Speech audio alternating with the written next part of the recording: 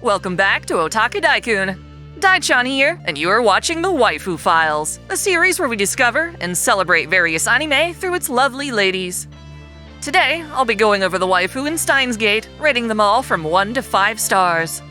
Before we get started, consider buying your anime figures from Entertainment Earth. Use my referral code to get 10% off all in-stock items, and free US shipping on orders $79 and up. I recommend this affordable pop-up parade of Okabe Rintaro and this premium Kurisu bunny girl. She's got her own pop-up parade on the way, but at the moment its pre-orders are sold out. Don't forget that you can also buy this Dai-chan Dakimakura from Cuddly Octopus. All the relevant links are in the description. Steins Gate is a time travel anime about a college Junibyo, Okabe Rintaro. He and his roommate Daru accidentally build a time machine with their microwave that can send text messages or emails to the past. These D-mails, or DeLorean mails, while seemingly innocuous, change the course of history, leading to a world conquered by the science organization CERN. In order to save his friends, and all of humanity, Okabe decides he has to undo the effects of his D-mails, only to discover he can't do it without sacrifice. You can enjoy this series in its original form as visual novels or through their anime adaptations. The pseudo-sequel, Steins Gate 0, is much better in novel form, but I'll still use its anime for this video. These waifu files count as lore videos, so expect spoilers going forward. There are also some spin-off mangas and cameos within the studio's other works, but for now, I'm only focusing on the waifu lucky enough to be animated. Let's start with arguably the main heroine, Kurisu Makise. She's an academic prodigy, graduating from Victor Kandria University at the young age of 14 with a specialty in neuroscience. Her motive for getting into science came from her father, Shoichi Makise. Otherwise known as Dr. Nakabachi, he researched time travel and reveled in his daughter's interest in his work. On Kurisu's 10th birthday, Shoichi gave her a monogrammed spoon and planned to get her a matching fork the following year. Sadly, their relationship became strained when Kurisu shined through as a genius prodigy by disproving her father's theory. Shoichi began to see her as a threat, and his aggressive attitude broke up the family. Kurisu and her mom moved to America so she could attend college. 3 years after graduating, she stayed on as a researcher and became close friends with another waifu, Maho Hiyajou. There, she worked on the Amadeus system, an AI created through converting a person's memories into data. As a test subject, Kurisu would develop a comprehensive AI clone of herself. While she got along with her colleagues in the US, she still missed Japan, posting on the message board @channel to stay connected to her homeland. When she turned 18, her father invited her to a press conference where he planned to show off his latest theory. Hoping to fix their broken relationship, Kurisu wrote her own time travel thesis, which she hoped she could co-publish with him. Turns out, Shoichi's theory was a sham, and when he discovered his daughter had completely surpassed him, he sought to steal her thesis and publish it as his own. At Akihabara's Radio Kaikan building, Shoichi attacks his daughter, ultimately killing her. Our main character Okabe finds her bloodied body, prompting him to unintentionally send the very first D-mail. CERN's detection of this D-mail shifts history onto the Alpha world lines, where most of the story takes place. Here, a fully developed time machine crashes into the Radio Kaikan building, canceling Nakabachi's lecture and, in turn, saving Kurisu from her tragic fate. She encounters Okabe while giving her own lecture, and through his annoying persistence, she visits his apartment and sees the mysterious microwave. Intrigued, she reluctantly joins Okabe's makeshift future gadget lab, where she endures him calling her Christina and the zombie. Reasonably so, she argues with Okabe almost constantly, but eventually the two fall in love. She develops their microwave into the time leap machine, which can send not just text, but also a person's consciousness back in time. Just when she and the others are about to go public with their findings, CERN agents attack them, resulting in a dead end no matter how many times they try to subvert it. Okabe is able to peel back the effects of his time travel, but to completely prevent CERN's uprising, he'll have to erase his very first D-mail from their database. Doing this will return him to the timeline where Kurisu dies. He yearns for a way to save both her and the future, leading into Steins Gate 0, which ultimately loops back around to give him the knowledge he needs to finally achieve his goal, the ideal timeline he calls the Steins Gate World Line. In the movie, Load Region of Deja Vu, Kurisu takes on the role of protagonist, going on a quest to save Okabe from being psychologically lost between timelines. She needs to ground him to the Steins Gate world line through a profound memory, and she accomplishes this by traveling back to 2005, kissing him, and giving him the idea of Hoin Kyoma, the mad scientist persona he's always using. Of all the game's plot routes, hers is considered to be the true route, and that's fair since she's best girl. She is a brilliant waifu who reacts adorably to Okabe's teasing. She earns a full 5 stars. Kurisu will forever go down as a tsundere with profound substance, breaking the archetype to become truly unique. Next, let's cover Mayuri Shiina, most iconic for her adorable catchphrase, "Toot-toot-oo!" She's Okabe's childhood friend and was raised primarily by her grandmother. Sadly, her grandma died when she was 11, which broke her spirit. In a depressed state, she would do nothing but stand by her grandma's graveside, raising her hand to the sky, wondering if she could reach the stars. Okabe called this her Stardust Handshake. He was desperate to cheer her up, but couldn't break her out of her constant mourning. This is when he came up with the idea of Hoin Kyoma. He ran to and hugged Mayuri, declaring himself a mad scientist and her his new hostage. This childish charade distracts her from her sorrow, allowing her to move on and develop a positive attitude. Despite knowing nothing about engineering, she is welcomed as a member of the Future Gadget Lab, but rather than working on inventions, she hangs around the apartment sewing cosplay. If anything, she's disappointed when the microwave becomes part of the lab's experiments, often ruining her precious chicken tenders and bananas in the name of science. In addition to attending school, Mayushi works a part-time job at the maid cafe, May Queen Nyan. Her bubbly naivete makes her come off as an airhead, and perhaps she is, but she's also extremely attuned to matters of the heart. In that regard, she knows what's most important, keeping the lab members on track emotionally and morally. It is tragic then that she inevitably becomes Surin's first victim. As the lab keeps changing history on the Alpha world lines, Surin steps up their game and attacks, revealing the existence of attractor fields, the tendency for world lines to converge on certain key events. Okabe learns that no matter how hard he tries, no matter how many times he goes back to try again, the attractor field has Mayuri killed by Surin operatives. He's left with no choice but to backtrack, undoing the time travel altogether. This dilemma ultimately boils down to letting Kurisu die so that Mayuri can live. For Steins Gate Zero, Okabe gives up, unable to find a happy compromise. He returns to the original timeline in which Kurisu is killed. In a dramatic twist, that original set of timelines, the Beta world lines, weren't safe from strife either. Even if Okabe had never sent his first D-mail, the world would have been thrown into the chaos of World War III, a violent race to be the first nation to invent the time machine. Turns out, Kurisu's time travel thesis, which her dad stole, wound up sparking this arms race. Its dystopian future leads Mayuri to work at a children's orphanage, where she adopts a daughter named Kagari. She doesn't say it outright, but she is in love with Okabe, and suppresses her feelings knowing he loves Kurisu. In terms of appeal, Mayuri's heavy on the cute side, and for that I give her 3 stars. Very good, but not outstanding, at least for me. Our next waifu is a tragic figure, Moeka Kiryuu, nicknamed Shining Finger. Honestly, her life sucks. As a child, she was unwanted and abused by her parents. This continued to her school life, where she was bullied as a social outcast. She has a vibrant personality, but it only comes out when writing text messages. As such, she never found a place to belong, leading to a failed suicide attempt. In a final attempt to leap off a tall building, she suddenly received an email from a mysterious figure named FB. This mail was an invitation to join the Rounders, a team of mercenaries later hired by CERN. Despite never meeting in person, Moeka perceived FB as a motherly figure, depending on their communications as her purpose for living. She encounters Okabe when on a mission to locate the IBN 5100, an old computer needed to uncover CERN's dark experiments. She works at Arc Rewrite, a fake editorial company made as a front for her operations. Fittingly, she is a skilled typist, so used to texting that she can pump out messages at lightning speed. Not knowing of her true intentions, Okabe makes Moeka into one of his lab members. Thanks to the Alpha attractor field, she and the other Rounders wind up causing Mayuri's many unavoidable deaths. Eventually, messages from FB stop coming in. Feeling abandoned, she once again tries to end her own life. Okabe forcibly stops her, and together, they look into FB's true identity.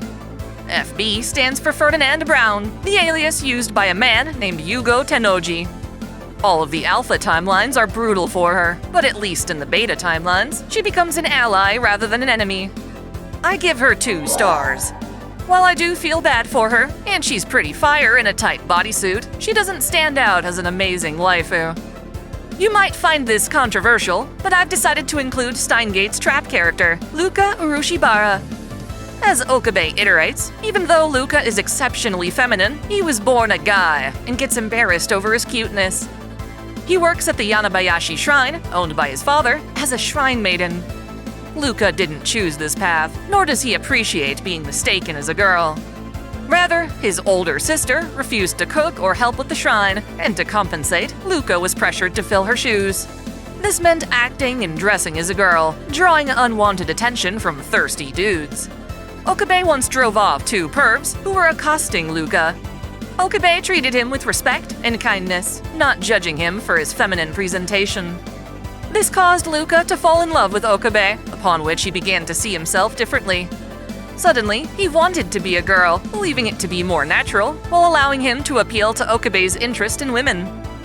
Thus, when given the chance to send a D-mail to the past, Luka advises his mom to eat vegetables instead of meat. This was based on an urban legend that eating veggies would help a mom give birth to a girl instead of a boy. Regardless of this legend's merit, Luka's D-mail changes history, such that he actually is born female. If you choose Luka's ending in the visual novel, Okabe starts dating and eventually fathers a child with her in this female form. In order to save Mayuri, however, Okabe must cancel out Luka's D-mail, returning to a timeline where he's born male. Regardless, Luka continues to care about Okabe, even protecting his body during World War III. Ultimately, Luka has the same mannerisms regardless of biological sex, but as a man, he feels conflicted about how society perceives him. Since he does, in fact, become a biological woman through the story, I'm including her and giving her 3 stars. For me, that doesn't change even when he's a guy. Faris Nyan is the owner of May Queen, the maid cafe where Mayuri works. Her real name is Rumiko Akiha, but takes on a cute persona for her clients. This includes putting up with Okabe's delusions, even playing along with a Chunibyo persona of her own. Her wealthy family owns much of Akihabara, Japan's famous electronics district and central hub for anime culture. Growing up under this culture, Faris always wanted to open up her own maid cafe, but her father refused. On her 8th birthday, she hoped to celebrate with her dad, but he wound up missing the party to attend a business trip. Upset by this, Faris guilt-tripped her dad, claiming he loved his job more than her. This caused her dad to catch a flight back home, a flight that would ultimately crash and kill him. She's felt guilt ever since, and while she adores her cafe, helping to spread otaku culture much further, it can never justify the death of her father. Thus, when she is given the chance to send a D-mail, she severely alters the timeline by preventing her father getting on that flight. On this new timeline, her dad lives, and Okabe discovers he's actually Faris' lover. If you choose her route, Okabe continues to live on with Faris. These alternate endings are flights of fancy, providing a moment of happiness before descending into chaos. To obtain true happiness, those D-mails need to be counteracted, and it sucks when Faris has to effectively preserve her father's demise. Like Luka, it's a shame that her most fervent desire is coincidentally putting the world in danger. That said, I'm not really the biggest fan of maids or cat girls. I award her 2 stars. I get enough meowing from my actual cat. During the events of Steins Gate Zero, we get a chance to meet Yuki Amane, Daru's future wife. She's an avid cosplayer looking for steady employment. After bumping into Daru at Summer Komima, she tolerates his perverse humor and genuinely loves him. They go on to have a child together, a daughter named Suzuha. Specifically within Zero, which covers the Beta world lines, she continues to love Daru even after he's killed in action. She protects his legacy with the alias Barrel Teeter. As a bit of an otaku herself, she introduced Suzuha to the concept of moe culture, even though, by then, their world no longer had pleasantries like comic conventions. I give Yuki 2 stars. Her daughter, on the other hand, has a completely different appeal. Suzuha Amane, when Okabe meets her anyway, is a time traveler from the future. In both the Beta and Alpha world lines, she grows up in a dystopia, either caused by World War III or CERN respectively. She grows up learning to fight as part of a resistance started by Daru, and upon completion of the FG-204 time machine, she is entrusted with returning to the past and preventing destruction. In the Alpha world lines, she travels to 1975, but takes a detour in 2010 to find her father, whom she never met. While searching, she takes a job working for Yugo Tenoji's television store. 2010 allows Suzuha to finally experience a time of peace, and struggles to adapt to the idea that innocent festivities such as fireworks aren't actually deadly explosions. By extension, all of Okabe's delusions of evil organizations and brainwashing seem perfectly plausible to her. Eventually, it is Mayuri who figures out that Daru is Suzuha's father, leading to a heartfelt reunion carried out across time. Still, it's Suzuha's mission to go back to 1975 and ensure that the IBN 5100 reaches Okabe. For the Beta timelines, Suzuha grows up fighting in the resistance of World War III. Thus, she travels back in time to try and prevent it by ensuring Kurisu's time travel thesis doesn't defect to Russia along with Dr. Nakabachi. When Okabe gives up trying to save Kurisu, Suzuha remains in 2010, trying to change his mind. In that capacity, she poses as Daru's sister, and even tries to play wingman for him so that he can meet her future mom. When Okabe finally reaches the Steins Gate world line, she disappears, getting the chance to be born 7 years later to a peaceful era. That said, I think Suzuha being a time-traveling warrior is badass. I give her 5 stars. She's got a rockin' bod and some serious skills. I should note that while some people might consider Yugo's daughter Nae a waifu, I don't. At best, she gets a platonic 1 star for being cute. Let's just leave it at that and move on to the waifu found exclusively in Steins Gate Zero. The main girl here is Maho Hiyajou, a 21-year-old scientist who's often mistaken as a child for her lowly body. She was Kurisu's senpai at Victor Kondria University, and the two worked on Project Amadeus together. They met over their shared love of Mozart, becoming the best of friends. Just like Kurisu, Maho was a child prodigy who graduated early from high school and college. Though most of her relatives hail from Okinawa, Maho was born and raised in the US. Since Steins Gate Zero follows the Beta timelines, that means Kurisu died. The tragedy struck Maho severely. She lost both a friend and scientific rival. In the aftermath, Maho and Kurisu's mom grew close, enough that Maho was entrusted with Kurisu's laptop.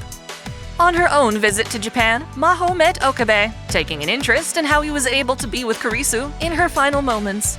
In turn, Okabe was allowed to test Amadeus, getting the chance to interact with Kurisu's AI backup. This allows Okabe to cope with Kurisu's death, gaining the courage to reunite the future Gadget Lab. Maho is, of course, recruited to the team and learns about the time machine Kurisu helped build.